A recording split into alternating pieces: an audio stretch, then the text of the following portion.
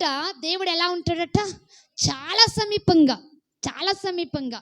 ఎంత అనంటే చెయ్యి చాపితే అందే అంత సమీపంగా. ఆ వ్యక్తి ప్రత్యక్షతలు చూసే వ్యక్తి అయితే దేవుడు ఎంత సమీపంగా ఉన్నారో చూస్తారు. దేవునికి స్తోత్రం కలుగును గాక. హల్లెలూయా. నువ్వు ప్రత్యక్షతలు చూసే అనుభవం ఉంటే, దర్శనాలు చూసే అనుభవం ఉంటే, కళల ద్వారా దేవుని యొక్క దర్శనాలు పొందే అనుభవం ఉంటే గనుక దేవుడు నిన్ను ఎంత సమీపిస్తున్నాడో నీకు అర్థమవుతుంది. దేవునికి స్తోత్రం కలుగును గాక. హల్లెలూయా. కాబట్టి తనకు మొర్రపెట్టు వారికి తనకు నిజముగా మొర్రపెట్టు వారికి ఆయన సమీపిస్తుడే. కానీ అందులో ఇంకా ఏం కోరుతున్నాడైనా? నిజమైన మొర్ర. నిజంగా మొర్రపెట్టాలి.